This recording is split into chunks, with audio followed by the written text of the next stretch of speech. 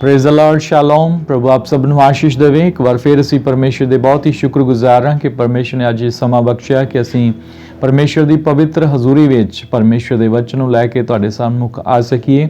ਤੁਹਾਡਾ ਸਭ ਦਾ ਅਸੀਂ ਬਹੁਤ ਸਵਾਗਤ ਕਰਦੇ ਹਾਂ ਪ੍ਰਭੂ ਯਿਸੂ ਮਸੀਹ ਦੇ ਸਮਰਥੀ ਨਾਮ ਵਿੱਚ। ਔਰ ਜਿੰਨੇ ਤੁਸੀਂ ਪ੍ਰਭੂ ਦੇ ਵਚਨ ਨੂੰ ਪਿਆਰ ਕਰਦੇ ਹੋ, ਮੈਂ ਤੁਹਾਡਾ ਸਭ ਦਾ ਸ਼ੁਕਰ ਕਰਦਾ। ਪਰਮੇਸ਼ਰ ਤੁਹਾਨੂੰ ਸਭ ਨੂੰ ਬਹੁਤ ਬਹੁਤ ਆਸ਼ੀਸ਼ ਦੇਵੇ, ਬਰਕਤ ਦੇਵੇ, ਕਿਉਂਕਿ ਜਿਹੜੇ ਪਰਮੇਸ਼ਰ ਦੇ ਵਚਨ ਨੂੰ ਪ੍ਰੇਮ ਕਰਦੇ ਨੇ ਉਹੀ ਇੱਕ ਦਿਨ ਪਰਮੇਸ਼ਰ ਦੇ ਰਾਜ ਵਿੱਚ ਵੜਨਗੇ।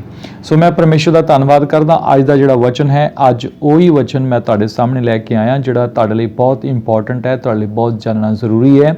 ਕਈ ਵਾਰ ਅੱਜ ਅਸੀਂ ਸੰਸਾਰ ਦੇ ਵਿੱਚ ਵੇਖਦੇ ਹਾਂ ਕਿ ਲੋਕ ਪਰਮੇਸ਼ਰ ਦੇ ਵਚਨ ਨੂੰ ਸੁਣਨ ਵਾਸਤੇ ਤਿਆਰ ਨਹੀਂ ਹਨ। ਉਹਨਾਂ ਦੇ ਹਿਰਦੇ ਜਿਹੜੇ ਨੇ ਉਹ ਪਰਮੇਸ਼ਰ ਦੇ ਵਚਨ ਲਈ ਤਿਆਰ ਨਹੀਂ ਹਨ। ਮੇਰੇ ਕਹਿਣ ਦਾ ਮਤਲਬ ਤੁਸੀਂ ਸਮਝ ਗਏ ਹੋਵੋਗੇ। ਪਰਮੇਸ਼ਰ ਦਾ ਵਚਨ ਸਾਨੂੰ ਕੁਝ ਸਿਖਾਉਂਦਾ ਹੈ। ਮੱਤੀ ਦੀ ਅੰਜੀਲ ਦੇ ਵਿੱਚ ਜਦੋਂ ਅਸੀਂ 13 ਅਧਿਆਇ ਦੀ 23 ਆਇਤ ਨੂੰ ਪੜ੍ਹਦੇ ਹਾਂ ਤਾਂ ਪਰਮੇਸ਼ਰ ਦਾ ਵਚਨ ਇਸ ਜਗ੍ਹਾ ਤੇ ਆਖਦਾ ਹੈ, ਪਰ ਜਿਹੜਾ ਚੰਗੀ ਜ਼ਮੀਨ 'ਚ ਬੀਜਿਆ ਗਿਆ ਸੋ ਉਹ ਵਚਨ ਨੂੰ ਸੁਣਦਾ ਅਤੇ ਸਮਝਦਾ ਹੈ, ਉਹ ਜ਼ਰੂਰ ਫਲ ਦਿੰਦਾ ਅਤੇ ਕੋਈ 100 ਗੁਣਾ, ਕੋਈ 60 ਗੁਣਾ ਤੇ ਕੋਈ 30 ਗੁਣਾ ਫਲਦਾ ਹੈ। ਤੁਸੀਂ ਸਭ ਜਾਣਦੇ ਹੋ ਪ੍ਰਭੂ ਯਿਸੂ ਮਸੀਹ ਨੇ ਇੱਕ ਦ੍ਰਿਸ਼ਟਾਂਤ ਦਿੱਤਾ ਸੀ ਔਰ ਉਸ ਦ੍ਰਿਸ਼ਟਾਂਤ ਦੇ ਵਿੱਚ ਪ੍ਰਭੂ ਯਿਸੂ ਮਸੀਹ ਨੇ ਦੱਸਿਆ ਸੀਗਾ ਕਿ ਬੀਜ ਜਿਹੜਾ ਉਹ ਪਰਮੇਸ਼ਰ ਦਾ ਵਚਨ ਆ। ਔਰ ਬਾਈਬਲ ਸਾਨੂੰ ਦੱਸਦੀ ਆ ਕਿ ਚੰਗੀ ਜ਼ਮੀਨ ਜਿਹੜੀ ਆ, ਪ੍ਰਭੂ ਯਿਸੂ ਮਸੀਹ ਨੇ ਕਿਹਾ, ਉਹ ਮਨੁੱਖ ਦਾ ਹਿਰਦੇ ਆ, ਮਨੁੱਖ ਦਾ ਦਿਲ ਆ। ਜਦੋਂ ਇਨਸਾਨ ਕੋਈ ਪਰਮੇਸ਼ਰ ਦੇ ਵਚਨ ਨੂੰ ਸੁਣਦਾ ਆ, ਔਰ ਬਾਈਬਲ 'ਚ ਲਿਖਿਆ ਕਿ ਚੰਗੀ ਜ਼ਮੀਨ ਜਿਹੜੀ ਆ ਵਿੱਚ ਜਿਹੜਾ ਉਹ 'ਚ ਬੀਜ ਬੀਜਿਆ ਗਿਆ, ਉਹ ਆ ਜਿਹੜਾ ਉਸ ਵਚਨ ਨੂੰ ਸੁਣਦਾ ਤੇ ਸਮਝਦਾ ਆ। ਅੱਜ ਦੇ ਸਮੇਂ ਦੇ ਵਿੱਚ ਇਸ ਗੱਲ ਨੂੰ ਜਾਣਨਾ ਬਹੁਤ ਜ਼ਰੂਰੀ ਆ ਕਿ ਲੋਕ ਵਚਨ ਨੂੰ ਸੁਣਦੇ ਆ ਤੇ ਕਿੱਦਾਂ ਸੁਣਦੇ ਆ। ਜੇ ਸੁਣਦੇ ਆ ਤੇ ਕੀ ਉਹ ਸਮਝਦੇ ਆ? ਜੇ ਉਹ ਸਮਝਦੇ ਆ ਤਾਂ ਫਿਰ ਉਹ ਫਲ ਕਿਉਂ ਨਹੀਂ ਦਿੰਦੇ? ਬਾਈਬਲ ਸਾਨੂੰ ਦੱਸਦੀ ਆ ਕਿ ਜਿਹੜਾ ਚੰਗੀ ਜ਼ਮੀਨ ਦੇ ਵਿੱਚ ਗਿਰਿਆ ਬੀਜ ਆ ਉਹ ਆ ਜਿਹੜਾ ਵਚਨ ਸੁਣਦਾ ਵੀ ਆ ਤੇ ਸਮਝਦਾ ਵੀ ਆ ਔਰ ਉਹ ਫਲ ਵੀ ਦਿੰਦਾ ਆ, ਔਰ ਉਹ ਆ ਚੰਗੀ ਜ਼ਮੀਨ। ਔਰ ਅੱਜ ਅਸੀਂ ਦੇਖਣਾ ਪਰਮੇਸ਼ਰ ਦੇ ਵਚਨ ਦੇ ਵਿੱਚੋਂ, ਪਰਮੇਸ਼ਰ ਦਾ ਵਚਨ ਸਾਨੂੰ ਦੱਸਦਾ ਆ ਕਿ ਜਦੋਂ ਅਸੀਂ ਰਸੂਲਾਂ ਦੇ ਕਰਤੱਵ 17 ਦੀ 11 ਆਇਤ ਨੂੰ ਪੜ੍ਹਦੇ ਤਾਂ ਸੰਤ ਇਸ ਜਗ੍ਹਾ ਤੇ ਜ਼ਿਕਰ ਕਰਦੇ ਨੇ। ਪਰਮੇਸ਼ਰ ਦਾ ਵਚਨ ਦੱਸਦਾ ਹੈ, ਇੱਥੇ ਦੇ ਲੋਕ ਥਿਸਲੁਨੀਕੇ ਦੇ ਲੋਕਾਂ ਨਾਲੋਂ ਬਹੁਤ ਚੰਗੇ ਸਨ, ਇਸ ਲਈ ਇਹਨਾਂ ਨੇ ਦਿਲ ਦੀ ਵੱਡੀ ਚਾਹ ਨਾਲ ਵਚਨ ਨੂੰ ਮੰਨ ਲਿਆ ਅਤੇ ਰੋਜ਼ ਲਿਖਤਾਂ ਵਿੱਚ ਭਾਲ ਕਰਦੇ ਰਹੇ। ਭਾਈ ਇਹ ਗੱਲਾਂ ਇਸੇ ਤਰ੍ਹਾਂ ਹਨ ਕਿ ਨਹੀਂ? ਧਿਆਨ ਦਿਓ, ਰਸੂਲਾਂ ਦੇ ਸਮੇਂ ਦੇ ਵਿੱਚ ਇੱਥੇ ਜ਼ਿਕਰ ਕੀਤਾ ਗਿਆ ਕਿ ਇਹ ਲੋਕ ਅਥੇਨੇ ਦੇ ਨਗਰਾਂ ਨਾਲੋਂ ਉਸ ਜਗ੍ਹਾ ਦੇ ਥਿਸਲੁਨੀਕੇ ਦੇ ਨਗਰਾਂ ਨਾਲੋਂ ਕੀ ਸਨ? ਬੈਟਰ ਸਨ। ਬਾਈਬਲ ਦੱਸਦੀ ਹੈ ਕਿ ਉਹਨਾਂ ਨਾਲੋਂ ਚੰਗੇ ਸਨ, ਕਿਉਂਕਿ ਇਹਨਾਂ ਨੇ ਵੱਡੀ ਚਾਹਤ ਨਾਲ ਕੀ ਕੀਤਾ? ਨਾ ਕੇਵਲ ਪਰਮੇਸ਼ਰ ਦੇ ਵਚਨ ਨੂੰ ਕਬੂਲ ਕੀਤਾ, ਗ੍ਰਹਿਣ ਕੀਤਾ, ਪਰ ਰੋਜ਼ ਉਹਨਾਂ ਲਿਖਤਾਂ ਨੂੰ ਉਹ ਢੂੰਡਦੇ ਸਨ ਔਰ ਉਹ ਦੇਖਦੇ ਸਨ ਕਿ ਜੋ ਸਾਨੂੰ ਵਚਨ ਦੱਸਿਆ ਗਿਆ ਕਿ ਉਹ ਸੱਚਮੁੱਚ ਇਸੇ ਤਰ੍ਹਾਂ ਹੈ ਜਾਂ ਨਹੀਂ। ਔਰ ਅਸੀਂ ਹੁਣੇ ਪਰਮੇਸ਼ਰ ਦੇ ਵਚਨ 'ਚ ਦੇਖਿਆ ਸੀ 13 ਦੀ 23 ਆਇਤ ਦੇ ਵਿੱਚ, ਇਹ ਜਿਹੜਾ ਚੰਗੀ ਜ਼ਮੀਨ ਉਹ ਆ ਜਿਹਦੇ ਜਿਹੜਾ ਵਚਨ ਸੁਣਦਾ ਤੇ ਸਮਝਦਾ ਆ, ਉਹ ਫਲ ਦਿੰਦਾ ਆ। ਸੋ ਪਰਮੇਸ਼ਰ ਦਾ ਵਚਨ ਸਾਨੂੰ ਇੱਥੇ ਬਹੁਤ ਹੀ ਖੂਬਸੂਰਤੀ ਦੇ ਨਾਲ ਦੱਸਦਾ ਕਿ ਅੱਜ ਦੇ ਸਮੇਂ ਦੇ ਵਿੱਚ ਬਹੁਤ ਸਾਰੇ ਲੋਕ ਨੇ ਜਿਹੜੇ ਚਰਚਾਂ ਵਿੱਚ ਜਾ ਰਹੇ ਨੇ ਪਰਮੇਸ਼ਰ ਦਾ ਵਚਨ ਸੁਣਨ ਦੇ ਲਈ ਔਰ ਬਹੁਤ ਸਾਰੀਆਂ ਚੀਜ਼ਾਂ ਨੂੰ ਪ੍ਰਾਪਤ ਕਰਨ ਦੇ ਲਈ ਆਪਣੇ ਜੀਵਨ ਦੇ ਵਿੱਚ ਲੋਕ ਪਰਮੇਸ਼ਰ ਦੇ ਕੋਲ ਆਉਣਾ ਚਾਹੁੰਦੇ ਨੇ। ਪਰ ਇੱਕ ਗੱਲ ਧਿਆਨ ਦੇਣ ਵਾਲੀ ਇਹ ਹੈ ਕਿ ਉਹਨਾਂ ਨੇ ਆਪਣੇ ਦਿਲ ਨੂੰ ਪਰਮੇਸ਼ਰ ਦੇ ਵਚਨ ਲਈ ਤਿਆਰ ਕੀਤਾ ਹੈ। ਧਿਆਨ ਦੇਣ ਵਾਲੀ ਗੱਲ ਇਹ ਹੈ ਕਿ ਜਦੋਂ ਵੀ ਅਸੀਂ ਜ਼ਮੀਨ ਦੀ ਗੱਲ ਕਰਦੇ ਹਾਂ ਤਾਂ ਤੁਸੀਂ ਇੱਕ ਕਿਸਾਨ ਤੋਂ ਜੇ ਉਸ ਕੋਲੋਂ ਜਾ ਕੇ ਪੁੱਛੋਗੇ ਤੁਹਾਨੂੰ ਚੰਗੀ ਤਰ੍ਹਾਂ ਦੱਸ ਸਕਦਾ ਹੈ ਕਿ ਜਦੋਂ ਚੰਗੀ ਜ਼ਮੀਨ ਕਿਹੜੀ ਹੈ ਜਿਹਦੇ ਵਿੱਚ ਫਲ ਜਿਹੜਾ ਆ ਸਕਦਾ, ਜਿਹਦੇ ਵਿੱਚ ਅਸੀਂ ਬੀਜ ਜਿਹੜਾ ਹੈ ਬੀਜ ਸਕਦੇ ਹਾਂ, ਤਾਂ ਕਿਸਾਨ ਕਹੇਗਾ ਕਿ ਸਾਨੂੰ ਪਹਿਲਾਂ ਜ਼ਮੀਨ ਨੂੰ ਚੰਗੀ ਤਰ੍ਹਾਂ ਵਾਹੁਣਾ ਪੈਣਾ ਹੈ, ਉਹਨੂੰ ਚੰਗੀ ਤਰ੍ਹਾਂ ਉਹਦੀ ਰੌਣੀ ਕਰਨੀ ਪੈਣੀ ਆ, ਉਹਨੂੰ ਚੰਗੀ ਤਰ੍ਹਾਂ ਤਿਆਰ ਕਰਨਾ ਪੈਣਾ ਹੈ। ਜੇ ਉਹਦੇ ਵਿੱਚ ਫਿਰ ਅਸੀਂ ਬੀਜ ਬੀਜਾਂਗੇ ਤੇ ਫਿਰ ਉਹ ਫਲ ਦੇਵੇਗਾ। ਜੇ ਅਸੀਂ ਉਹਨੂੰ ਕਹੀਏ ਕਿ ਇੱਦਾਂ ਹੀ ਅਸੀਂ ਪਥਰੀਲੀ ਜ਼ਮੀਨ ਦੇ ਵਿੱਚ ਇੱਦਾਂ ਹੀ ਅਸੀਂ ਬੀਜ ਸੁੱਟ ਦਈਏ, ਨਾ ਵਾਹੀਏ ਤੇ ਇੱਦਾਂ ਹੀ ਬੀਜ ਦਈਏ, ਤੇ ਫਿਰ ਨਹੀਂ ਉੱਗੂਗਾ। ਫਿਰ ਧਿਆਨ ਦਿਓ ਤੁਸੀਂ ਕਿ ਉਸ ਬੀਜ ਦਾ, ਉਸ ਫਸਲ ਦਾ ਤੇ ਉਸ ਫਸਲ ਦਾ ਕਿੰਨਾ ਫਰਕ ਹੋਏਗਾ ਜਿਹੜੀ ਫਸਲ ਚੰਗੀ ਜ਼ਮੀਨ 'ਚ ਬੀਜੀ ਗਈ। ਸੋ ਬਾਈਬਲ ਸਾਨੂੰ ਬੀਜ ਦੇ ਬਾਰੇ ਜਦੋਂ ਗੱਲ ਕਰਦੇ ਹਾਂ ਤਾਂ ਸਾਨੂੰ ਦੱਸਦੀ ਹੈ ਕਿ ਬੀਜ ਪਰਮੇਸ਼ਰ ਦਾ ਵਚਨ ਆ। इस जगह ते गल की गई है कि वचन जड़ा है वो बीज है, जिस लई तुसी अज अपने हिरदे नूं की करना है, तैयार करना है। बहुत सारे भैन भाई अज जिहड़े तुसी मैनूं सुन रहे हो, अज तो तुसी एक माइंड जिहड़ा अपना बना लो कि जदों भी तुसी परमेश्वर दी हजूरी विच जाना है, जदों तुसी परमेश्वर दी हजूरी विच जाना है, तो उस वक्त तुहाडा हिरदे परमेश्वर दे वचन नूं सुनन लई ते उहनूं समझण लई तैयार होना चाहिदा है। और अगर असीं इत्थे देखीए बाइबल दे विच लिखिया कि जिहड़े इत्थे लिखिया कि इत्थे दे लोग थलसुनके लोकां नालों बहुत चंगे सन, इन्हां ने दिल दी चाहत नाल वचन नूं मान लिया ते लिखतां विच भाल करदे रहे। भाई ये गल्लां इसे तरह हन कि नहीं? ये गल बहुत ही महत्वपूर्ण है कि पहले समय दी कलीसिया दे लोग वचन नूं सुन के उस समय की करया करदे सन। जिहड़ी चंगी जमीन दे विच गिरिया बीज ਉਹ है जिहड़ा लिखतां दे विच भाल करदा सी ਉਹਨੂੰ ਸਮਝਣ ਦੇ ਲਈ। कि ये गल इसे तरह है कि नहीं? वचन दसदा है कि वह है जिहड़ा सुनदा ते समझदा है। तो समझण दे लई तुहानूं देखना पैना है कि परमेश्वर दे वचन चों बिल्कुल सही सानूं सिੱਖਿਆ ਦਿੱਤੀ गई है, कि सानूं सही दस्सिया गया है। अज बहुत सारे लोग दुनिया दे विच परमेश्वर दे वचन नूं की कर लैंदे ने, बहुत जल्दी सुन भी लैंदे ने ते कई लोग बहुत जल्दी समझण दी भी कोशिश कर लैंदे ने कि हाँ असीं समझ गए हैं। पर ध्यान दिओ, किसी भी वचन नूं जदों कोई वचन तुहानूं दसदा है जां तुसीं परमेश्वर दे गॉस्पल नूं सुणदे हो, सेम गॉस्पल है, सेम ओही शुभ समाचार है, पर कई लोग उस नूं कई तरीकिਆਂ नाल समझ रहे ने, जद कि उस नूं समझण दा सही तरीका जिहड़ा है बाइबल सानूं दसदी कि साडा दिल ਉਹਦੇ ਲਈ ਤਿਆਰ ਹੋਵੇ। और लिखतां दे विच तुहानूं पता होना चाहिए कि लिखत सानूं की दसदी है। जे लिखत तो बाहर तुहानूं कोई परमेश्वर दी बाणी दसदा है तो तुहानूं समझना पएगा कि लिखत विच ये है या नहीं।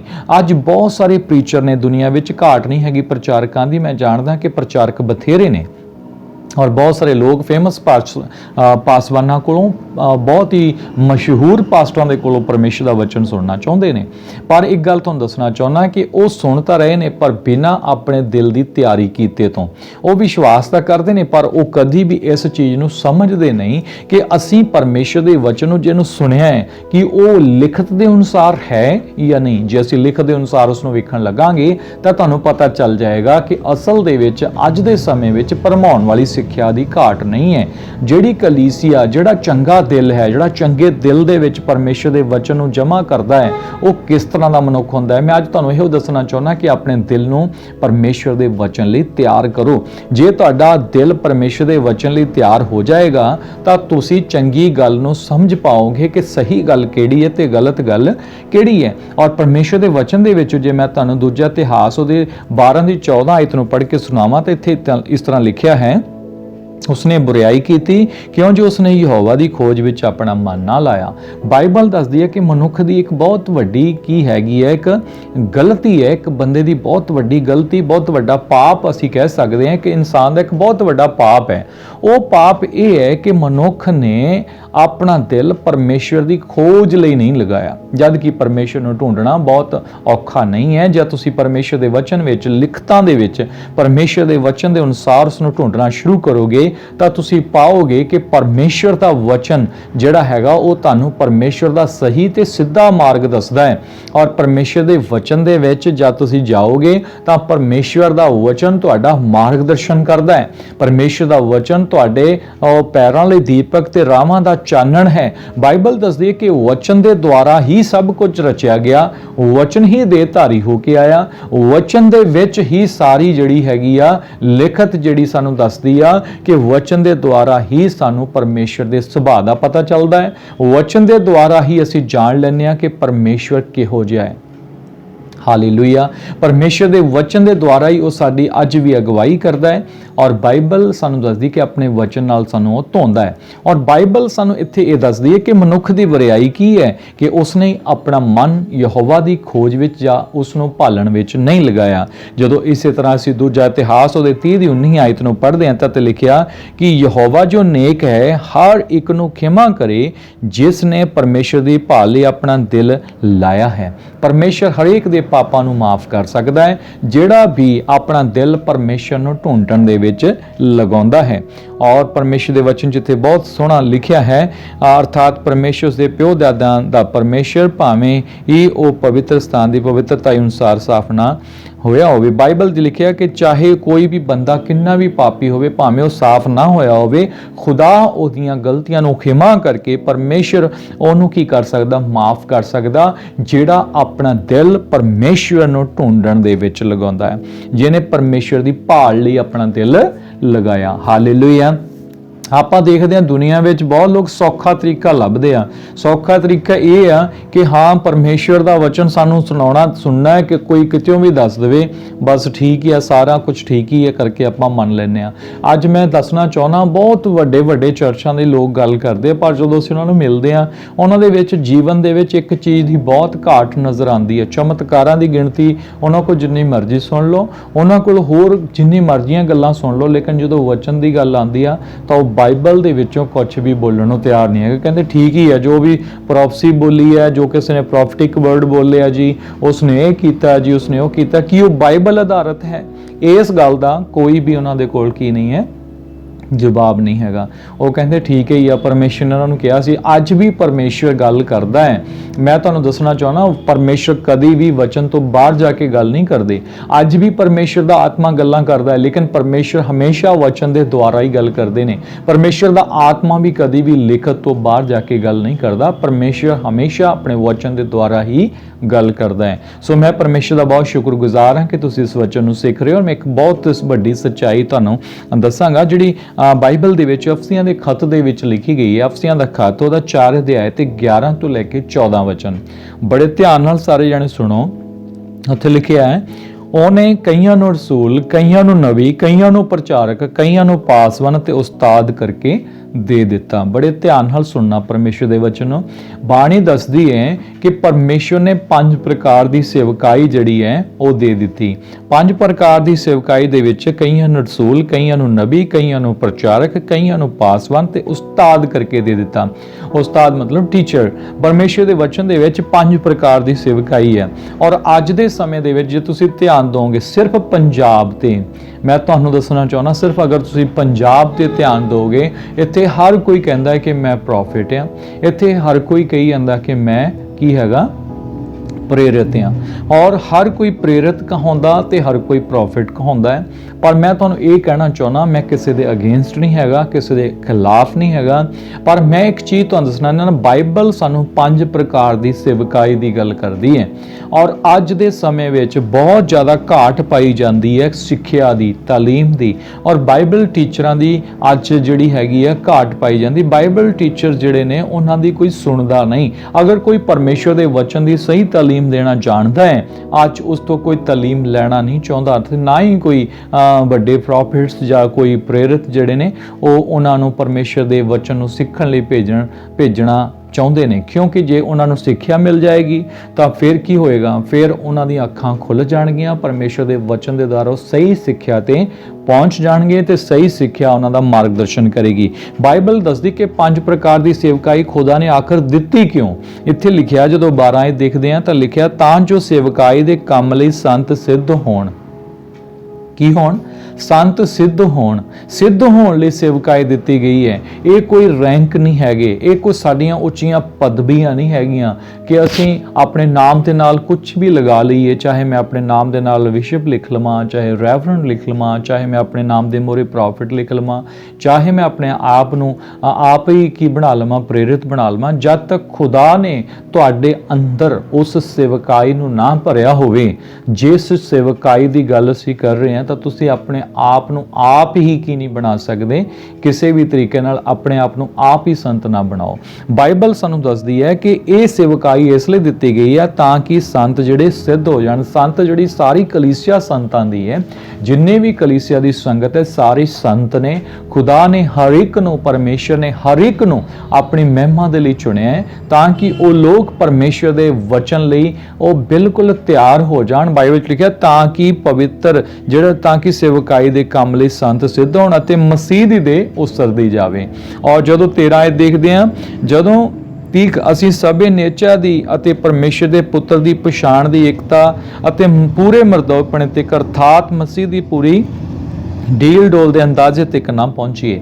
ਇਹ 13 ਆਇਤ ਬਿਆਨ ਕਰਦੀ ਹੈ ਕਿ ਇਹ ਇਸ ਲਈ ਸੇਵਕਾਈਆਂ ਖੁਦਾ ਨੇ ਦਿੱਤੀਆਂ ਨੇ ਤਾਂ ਕਿ ਸੰਤ ਸਿੱਧ ਹੋਣ। ਔਰ ਅਗਲੀ ਗੱਲ ਜਿਹੜੀ ਸਾਨੂੰ ਦੱਸਦੀ ਹੈ ਕਿ ਅਸੀਂ ਮਸੀਹ ਦੀ ਪੂਰੀ ਡੀਲ ਡੋਲਤਾ ਤੇ ਉਹਦੇ ਪੂਰੇ ਮਰਦਾਊ ਪੁਣੇ ਤੱਕ ਪਹੁੰਚਣਾ ਹੈ। ਔਰ ਉਸ ਤੋਂ ਬਾਅਦ ਬਾਈਬਲ ਸਾਨੂੰ ਦੱਸਦੀ ਹੈ ਕਿ ਅਸੀਂ ਪਰਮੇਸ਼ਰ ਦੇ ਪੁੱਤਰ ਦੀ ਪਛਾਣ ਦੀ ਏਕਤਾ ਵਿੱਚ ਉਹਦੇ ਵਿੱਚ ਵਧਣਾ ਹੈ, ਨੇਚਾ ਦੇ ਵਿੱਚ ਵੀ, ਔਰ ਪਰਮੇਸ਼ਰ ਦੇ ਪੁੱਤਰ ਦੀ ਪਛਾਣ। ਔਰ ਅਗਰ ਪਛਾਣ ਦੀ ਗੱਲ ਕਰੀਏ ਤੇ ਅੱਜ ਲੋਕਾਂ ਦੇ ਅੰਦਰ ਪਛਾਣ ਹੋਰ ਬਹੁਤ ਲੋਕਾਂ ਦੀ ਹੋ ਸਕਦੀ ਹੈ। ਮੇਰੇ ਪਿਆਰੇ ਭੈਣੋ ਭਰਾਵੋ, ਯਿਸੂ ਦੀ ਪਛਾਣ ਦੇ ਵਿੱਚ ਵਧਣਾ ਹੈ, ਪਰਮੇਸ਼ਰ ਦੇ ਪੁੱਤਰ ਯਿਸੂ ਦੀ ਪਛਾਣ ਵਿੱਚ ਵਧਣਾ ਹੈ। ਅੱਜ ਬਹੁਤ ਸਾਰੇ ਲੋਕ ਯਿਸੂ ਨੂੰ ਨਹੀਂ ਪਛਾਣਦੇ, ਬਿਬਲੀਕਲ ਜੀਸਸ ਨੂੰ ਨਹੀਂ ਜਾਣਦੇ, ਉਸ ਜੀਸਸ ਨੂੰ ਨਹੀਂ ਜਾਣਦੇ ਜਿਹੜਾ ਕਰੂਸ ਉੱਤੇ ਚੜ੍ਹਿਆ, ਪਰ ਉਹ ਕਿਸੇ ਹੋਰ ਜੀਸਸ ਨੂੰ ਜਾਣਦੇ ਆ। ਜਿਹੜੇ ਅੱਜ ਲੋਕ ਕਹਿੰਦੇ ਕਿ ਯਿਸੂ ਮਸੀਹ ਸਿਰਫ ਕੀ ਕਰਦਾ ਆ, ਸਾਡੀਆਂ ਜ਼ਿੰਦਗੀਆਂ 'ਚ ਚਮਤਕਾਰ ਹੀ ਕਰਦਾ ਆ, ਪਰ ਉਹਦੇ ਵਚਨਾਂ ਨੂੰ ਫਾਲੋ ਕਿਹਨੇ ਕਰਨਾ ਆ, ਉਹਦੇ ਵਚਨਾਂ ਨੂੰ ਕਿਹਨੇ ਮੰਨਣਾ ਆ। ਪਿਆਰੇ ਭੈਣੋ ਭਰਾਵੋ, ਇਹ ਸਾਡੀ ਸਭ ਦੀ ਜ਼ਿੰਮੇਵਾਰੀ ਹੈ ਕਿ ਅਸੀਂ ਪਰਮੇਸ਼ਰ ਦੇ ਵਚਨ ਲਈ ਆਪਣੇ ਦਿਲ ਨੂੰ ਤਿਆਰ ਕਰੀਏ, ਸਾਡੇ ਦਿਲ ਉਹਦੇ ਵਚਨ ਲਈ ਤਿਆਰ ਹੋਣ ਤਾਂ ਜੋ ਅਸੀਂ ਫਲ ਦੇ ਸਕੀਏ। ਬਾਈਬਲ 'ਚ ਇਸੇ ਲਈ ਲਿਖਿਆ, ਯਿਸੂ ਮਸੀਹ ਨੇ ਕਿਹਾ ਸੀ ਕਿ ਤੁਸੀਂ ਮੈਨੂੰ ਨਹੀਂ ਚੁਣਿਆ ਪਰ ਮੈਂ ਤੁਹਾਨੂੰ ਚੁਣਿਆ ਤਾਂ ਕਿ ਤੁਸੀਂ ਫਲ ਲਿਆਓ ਤੇ ਤੁਹਾਡਾ ਫਲ ਬਣਿਆ ਰਵੇ। ਔਰ ਬਾਈਬਲ ਸਾਨੂੰ ਦੱਸਦੀ ਹੈ 14 ਆਇਤ ਦੇ ਵਿੱਚ, ਭਾਈ ਅਸੀਂ ਅਗਾਂਹ ਨੂੰ ਨਿਆਣੇ ਨਾ ਰਹੀਏ ਜਿਹੜੇ ਮਨੁੱਖਾਂ ਦੀ ਠੱਗ ਵਿਦਿਆ ਅਤੇ ਭੁਲਾਉਣ ਵਾਲੀ ਛਲ ਛੰਦਰ ਰੂਪੀ ਚਤਰਾਈ ਨਾਲ ਸਿੱਖਿਆ ਦੇ ਹਰੇਕ ਬੁੱਲੇ ਨਾਲ ਇੱਧਰ ਉੱਧਰ ਡੋਲਦੇ ਫਿਰਦੇ ਹਨ। ਬਾਈਬਲ ਸਾਨੂੰ ਦੱਸਦੀ ਆ ਕਿ ਅਸੀਂ ਇਸ ਗੱਲ ਨੂੰ ਸਮਝਣਾ ਹੈ। ਬਹੁਤ ਸੋਹਣੀ ਆਇਤ ਸਾਨੂੰ ਬਿਆਨ ਕਰਦੀ 14 ਆਇਤ, ਭਾਈ ਅਸੀਂ ਅੱਗੇ ਤੋਂ ਨਿਆਣੇ ਨਹੀਂ ਰਹਿਣਾ, ਅਸੀਂ ਗਾਹਾਂ ਤੋਂ ਇਦਾਂ ਦੇ ਨਹੀਂ ਰਹਿਣਾ ਹੈਗਾ ਕਿ ਦੁੱਧ ਚੌਂਕਦੇ ਬੱਚਿਆਂ ਵਾਂਗੂ ਨਹੀਂ ਬਣੇ ਰਹਿਣਾ, ਕਿ ਸਾਨੂੰ ਸਮਝ ਹੋਣੀ ਚਾਹੀਦੀ ਆ ਪਰਮੇਸ਼ਰ ਦੇ ਵਚਨ ਦੀ, ਸਹੀ ਸਾਡੇ ਕੋਲ ਜਾਣਕਾਰੀ ਹੋਣੀ ਚਾਹੀਦੀ ਹੈ ਕਿ ਮਨੁੱਖਾਂ ਦੀ ਠੱਗ ਵਿਦਿਆ ਤੇ ਭੁਲਾਉਣ ਵਾਲੀ ਛਲ ਛੰਦਰੀ ਰੂਪੀ ਚਤਰਾਈ ਨਾਲ ਸਿੱਖਿਆ ਦੇ ਹਰੇਕ ਬੁੱਲੇ ਨਾਲ ਇੱਧਰ ਉੱਧਰ ਡੋਲਦੇ ਫਿਰਦੇ ਹਨ। ਬਥੇਰੇ ਲੋਕ ਨੇ ਜਿਨ੍ਹਾਂ ਨੂੰ ਕੋਈ ਵੀ ਪ੍ਰਚਾਰਕ ਕੁਝ ਵੀ ਕਹਿ ਗਿਆ, ਉਹਨਾਂ ਨੇ ਕਹਿਣਾ ਉਹ ਪ੍ਰਚਾਰਕ ਬਹੁਤ ਚੰਗਾ ਆ। ਬੇਸ਼ੱਕ ਉਹ ਪ੍ਰਚਾਰਕ ਝੂਠ ਬੋਲ ਕੇ ਗਿਆ ਹੋਵੇ, ਜਦੋਂ ਤੁਹਾਨੂੰ ਵਚਨ ਦੀ ਨੌਲੇਜ ਹੀ ਨਹੀਂ, ਤੁਹਾਨੂੰ ਵਚਨ ਦੀ ਸਮਝ ਨਹੀਂ ਹੋਵੇਗੀ, ਤਾਂ ਤੁਹਾਨੂੰ ਕਿਵੇਂ ਪਤਾ ਚੱਲੇਗਾ ਕਿ ਕਿਹੜਾ ਪ੍ਰਚਾਰਕ ਸਹੀ ਸਿੱਖਿਆ ਦੇ ਕੇ ਗਿਆ ਹੈ। ਇਸ ਲਈ ਬਾਈਬਲ 'ਚ ਇੱਥੇ ਲਿਖਿਆ ਕਿ ਮਨੁੱਖਾਂ ਦੀ ਠੱਗ ਵਿਦਿਆ, ਅੱਜ ਠੱਗ ਵਿਦਿਆ ਦੀ ਘਾਟ ਨਹੀਂ ਹੈ ਮੇਰੇ ਪਿਆਰੇ ਭੈਣੋ ਭਰਾਵੋ, ਠੱਗ ਵਿਦਿਆ ਬਹੁਤ ਵੱਧ ਚੁੱਕੀ ਹੈ। ਤੁਹਾਨੂੰ ਅੱਜ ਸੁਚੇਤ ਹੋਣ ਦੀ ਲੋੜ ਹੈ। ਸਾਨੂੰ ਸੰਸਾਰ ਦੇ ਅਸੀਂ ਆਖਰੀ ਸਮੇਂ ਦੇ ਵਿੱਚ ਜੀ ਰਹੇ ਹਾਂ, ਸਾਨੂੰ ਮਸੀਹ ਦੀ ਉਡੀਕ ਕਰਨ ਲਈ ਮਨੁੱਖਾਂ ਦੀ ਠੱਗ ਜਿਹੜੀ ਵਿਦਿਆ ਉਹ ਤੋਂ ਬਚਣ ਦੀ ਲੋੜ ਹੈ। ਠੱਗ ਵਿਦਿਆ ਨਾਲ ਤਾਂ ਸ਼ੈਤਾਨ ਨੇ ਆਦਮ ਤੇ ਹਵਾ ਨੂੰ ਭਰਮਾ ਲਿਆ ਸੀਗਾ, ਔਰ ਬਾਈਬਲ ਦੱਸਦੀ ਹੈ ਕਿ ਅੱਜ ਸਾਨੂੰ ਉਸ ਠੱਗ ਵਿਦਿਆ ਤੋਂ ਬਚਣ ਦੀ ਲੋੜ ਹੈ। ਕਹਿੰਦਾ ਕਿ ਉਹ ਕੀ ਹੈਗੀ ਹੈ, ਛਲ ਚੰਦਰੀ ਰੂਪੀ ਚਤਰਾਈ ਦੀ ਸਿੱਖਿਆ ਨਾ, ਚਤਰਾਈ ਨਾਲ ਸਿੱਖਿਆ ਦੇ ਹਰੇਕ ਬੁੱਲੇ ਨਾਲ, ਜਿਹੜੀ ਚਤਰਾਈ ਦੀ ਸਿੱਖਿਆ ਹੁੰਦੀ ਹੈ ਉਹਦੇ ਹਰੇਕ ਬੁੱਲੇ ਨਾਲ ਕੀ ਕਰਦੇ ਲੋਕ, ਇੱਧਰ ਉੱਧਰ ਡੋਲਦੇ ਫਿਰਦੇ ਨੇ। ਔਰ ਮੈਂ ਦੱਸਣਾ ਚਾਹੁੰਦਾ ਇਸੇ ਚਤਰਾਈ ਦੀ, ਇਸੇ ਠੱਗ ਵਿਦਿਆ ਦੇ ਨਾਲ ਲੋਕ ਚੰਗੇ ਚਰਚਾਂ ਨੂੰ ਛੱਡ ਕੇ, ਚੰਗੇ ਪ੍ਰਚਾਰਕਾਂ ਨੂੰ ਛੱਡ ਕੇ ਵੀ ਉਹ ਠੱਗ ਲੋਕਾਂ ਦੇ ਮਗਰ ਲੱਗ ਸਕਦੇ ਨੇ। ਪਰ ਪਿਆਰਿਓ ਮੇਰੇ, ਬਹੁਤ ਹੀ ਮੈਂ ਦਿਲ ਦੇ ਬੋਝ ਦੇ ਨਾਲ ਪਰਮੇਸ਼ਰ ਦੇ ਵਚਨ 'ਚੋਂ ਤੁਹਾਨੂੰ ਦੱਸ ਰਿਹਾ ਪਿਆਰੇ ਭੈਣੋ ਭਰਾਵੋ, ਕਿ ਪਰਮੇਸ਼ਰ ਦੇ ਵਚਨ ਨੂੰ ਸਮਝੋ, ਵਚਨ ਲਈ ਆਪਣੇ ਦਿਲ ਨੂੰ ਤਿਆਰ ਕਰੋ। ਮੇਰੇ ਦਿਲ ਤੋਂ ਇਸ ਗੱਲ ਲਈ ਤੁਹਾਡੇ ਅੱਗੇ ਦੁਆ ਹੈ ਕਿ ਪਰਮੇਸ਼ਰ ਤੁਹਾਡੇ ਦਿਲਾਂ ਨੂੰ ਤਿਆਰ ਕਰੇ ਕਿ ਤੁਸੀਂ ਪਰਮੇਸ਼ਰ ਦੇ ਵਚਨ ਨੂੰ ਸੁਣਨ ਲਈ, ਵਚਨ ਨੂੰ ਸਮਝਣ ਲਈ ਆਪਣੇ ਦਿਲ ਨੂੰ ਤਿਆਰ ਕਰ ਸਕੋ, ਔਰ ਪਰਮੇਸ਼ਰ ਦੇ ਵਚਨ ਨੂੰ ਸਮਝਦੇ ਹੋਏ ਅੱਗੇ ਵਧ ਸਕੋ ਤੇ ਤੁਹਾਨੂੰ ਕੋਈ ਭਰਮਾ ਨਾ ਸਕੇ, ਤੁਹਾਨੂੰ ਕੋਈ ਵੀ ਵਿਅਕਤੀ ਆਪਣੀ ਸਿੱਖਿਆ ਦੇ ਹਰੇਕ ਬੁੱਲੇ ਨਾਲ ਇੱਧਰ ਉੱਧਰ ਨਾ ਕੀ ਕਰ ਸਕੇ, ਡੋਲਦੇ ਨਾ ਫਿਰ ਸਕੋ। ਪਰਮੇਸ਼ਵਰ ਤੁਹਾਨੂੰ ਕਿਰਪਾ ਦੇਵੇ, ਤੁਹਾਡੇ ਤੇ ਦਇਆ ਕਰੇ। ਮੈਂ ਆਖਰੀ ਆਇਤ ਤੁਹਾਡੇ ਲਈ ਪੜਾਂਗਾ, ਪਹਿਲਾ ਕੁਰਿੰਥੀਆਂ ਦੇ 15 ਅਧਿਆਇ ਦੀ 58 ਆਇਤ ਬਹੁਤ ਸੋਹਣੀ ਸਾਨੂੰ ਦੱਸਦੀ ਹੈ। ਪਰਮੇਸ਼ਰ ਦਾ ਵਚਨ ਲਿਖਿਆ, ਸੋ ਹੇ ਮੇਰੇ ਪਿਆਰੇ ਭਰਾਵੋ, ਤੁਸੀਂ ਸਥਿਰ ਅਤੇ ਅਡੋਲ ਹੋਵੋ ਅਤੇ ਪ੍ਰਭੂ ਦੇ ਕੰਮ ਵਿੱਚ ਸਦਾ ਵੱਧਦੇ ਜਾਓ, ਕਿਉਂ ਜੋ ਤੁਸੀਂ ਜਾਣਦੇ ਹੋ ਜੋ ਪ੍ਰਭੂ ਵਿੱਚ ਤੁਹਾਡੀ ਮਿਹਨਤ ਥੋਥੀ ਨਹੀਂ ਹੈ। ਬਾਈਬਲ ਦੱਸਦੀ ਆ ਕਿ ਪਰਮੇਸ਼ਵਰ ਇਹ ਚਾਹੁੰਦੇ ਨੇ ਕਿ ਤੁਸੀਂ ਅਡੋਲ ਤੇ ਸਥਿਰ ਹੋ ਜਾਓ, ਮਤਲਬ ਤੁਸੀਂ ਕਾਇਮ ਹੋ ਜਾਓ। ਤੁਸੀਂ ਐਦਾਂ ਦੇ ਦ੍ਰਿੜ ਤੇ ਮਜ਼ਬੂਤ ਹੋ ਜਾਓ ਪ੍ਰਭੂ ਦੀ ਸਿੱਖਿਆ ਵਿੱਚ ਕਿ ਤੁਹਾਨੂੰ ਕੋਈ ਹਿਲਾ ਨਾ ਸਕੇ, ਤੁਹਾਨੂੰ ਕੋਈ ਵੀ ਭਰਮਾ ਨਾ ਸਕੇ।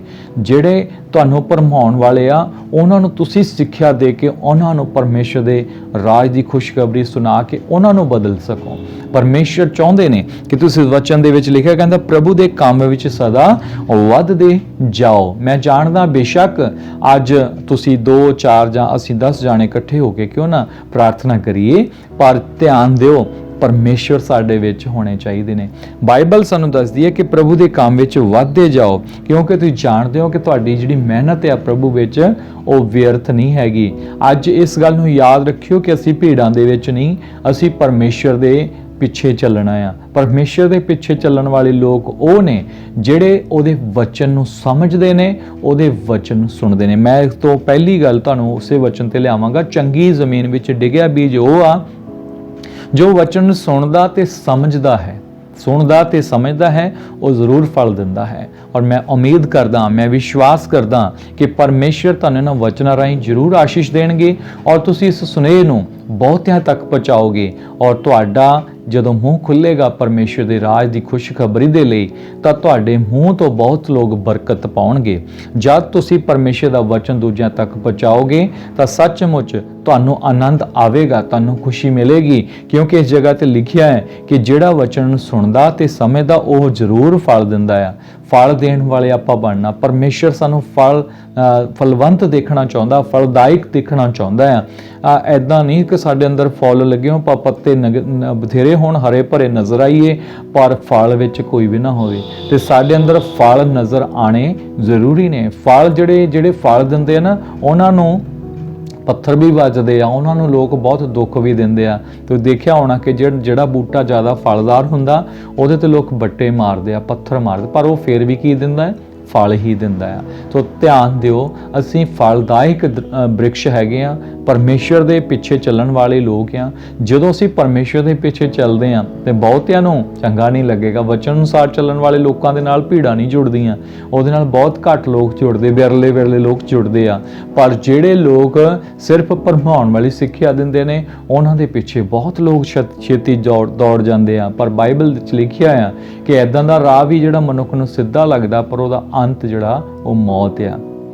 ਔਰ ਇਸ ਲਈ ਪ੍ਰਭੂ ਯਿਸੂ ਮਸੀਹ ਨੇ ਕਿਹਾ ਸੀ, ਤੰਗ ਤੇ ਸੌੜਾ ਉਹ ਰਾਹ ਜਿਹੜਾ ਸਵਰਗ ਵੱਲ ਜਾਂਦਾ ਹੈ, ਔਰ ਚੌੜਾ ਤੇ ਖੁੱਲਾ ਰਾਹ ਹੈ ਜਿਹੜਾ ਨਾਸ਼ ਵੱਲ ਜਾਂਦਾ ਹੈ। ਸੋ ਮੇਰੇ ਪਿਆਰੇ ਭੈਣੋ ਭਰਾਵੋ, ਪਰਮੇਸ਼ਰ ਦੇ ਵਚਨ ਤੇ ਬਣੇ ਰਹੋ। ਵਚਨ ਤੋਂ ਬਗੈਰ ਜ਼ਿੰਦਗੀ ਨਹੀਂ ਹੈ। ਸਾਨੂੰ ਤੇ ਤੁਹਾਨੂੰ ਬਚਾਇਆ ਕਿਹਨੇ ਹੈ? ਪਰਮੇਸ਼ਰ ਦੇ ਵਚਨ ਨੇ। ਜੇ ਵਚਨ ਸਾਡੇ ਕੋਲ ਨਾ ਪਹੁੰਚਦਾ ਤਾਂ ਅਸੀਂ ਕਦੀ ਵੀ ਜ਼ਿੰਦਗੀ ਨਹੀਂ ਸੀ ਪਾ ਸਕਦੇ। ਸੋ ਅੱਜ ਵੀ ਤੁਹਾਡੇ ਲਈ ਵਚਨ ਬਹੁਤ ਇੰਪੋਰਟੈਂਟ ਹੈ। ਬਹੁਤੇ ਲੋਕ ਸ਼ਰਮ ਕਰਦੇ ਨੇ ਪਰਮੇਸ਼ਰ ਦੇ ਵਚਨ ਨੂੰ, ਬਾਈਬਲ ਨੂੰ ਚੱਕ ਕੇ ਲਿਜਾਣ ਵਿੱਚ। ਮੈਂ ਕਹਿੰਦਾ ਓਪਨਲੀ ਲੈ ਕੇ ਜਾਓ, ਜ਼ਰੂਰੀ ਨਹੀਂ ਹੈ ਕਿ ਲੁਕੋ ਕੇ ਲੈ ਕੇ ਜਾਣੀ ਹੈ। ਬਾਈਬਲ ਚੱਕ ਕੇ ਛਾਤੀ ਨਾਲ ਲਾ ਕੇ ਪ੍ਰਭੂ ਦੀ ਹਜ਼ੂਰੀ ਵਿੱਚ ਪਹੁੰਚੋ। ਜਦ ਤੁਸੀਂ ਬਾਈਬਲ ਲੈ ਕੇ ਉੱਥੇ ਲੋਕ ਗਲੀ ਵਿੱਚ ਵੇਖਦੇ, ਤੁਹਾਨੂੰ ਲੋਕ ਵੇਖ ਕੇ ਕਹਿਣਗੇ ਕਿ ਦੇਖੋ ਖੁਦਾ ਦੇ ਲੋਕ ਜਾ ਰਹੇ ਨੇ। ਇਹ ਚਰਚ ਜਾਣ ਵਾਲਾ ਭਰਾ ਆ, ਚਰਚ ਜਾਣ ਵਾਲੀ ਭੈਣ ਆ, ਤੇ ਅਸੀਂ ਪਰਮੇਸ਼ਰ ਦੇ ਵਚਨ ਤੋਂ ਕਿਉਂ ਸੰਗੀਏ? ਪਰਮੇਸ਼ਰ ਦਾ ਵਚਨ ਹੀ ਤਾਂ ਸਾਨੂੰ ਜ਼ਿੰਦਗੀ ਦਿੰਦਾ ਹੈ। ਜੇ ਉਹਨੇ ਸਾਨੂੰ ਜ਼ਿੰਦਗੀ ਦਿੱਤੀ ਹੈ ਤਾਂ ਆਓ ਅਸੀਂ ਉਹਦੇ ਲਈ ਜੀਏ ਤੇ ਉਹਦੇ ਨਾਮ ਨੂੰ ਉੱਚਾ ਕਰੀਏ। ਪ੍ਰਭੂ ਤੁਹਾਨੂੰ ਸਾਰਿਆਂ ਨੂੰ ਬਰਕਤ ਦੇਵੇ। ਜ਼ਰੂਰ ਤੁਸੀਂ ਸਾਡੇ ਨਾਲ ਮਿਲ ਕੇ ਪਰਮੇਸ਼ਰ ਦੇ ਰਾਜ ਨੂੰ ਵਧਾਉਣ ਦੇ ਲਈ ਇਸ ਸੇਵਕਾਈ ਦਾ ਹਿੱਸਾ ਬਣੋ। ਪ੍ਰਭੂ ਤੁਹਾਨੂੰ ਸਾਰਿਆਂ ਨੂੰ ਬਰਕਤ ਦੇਵੇ। God bless you. ਸ਼ਾਲੋਮ।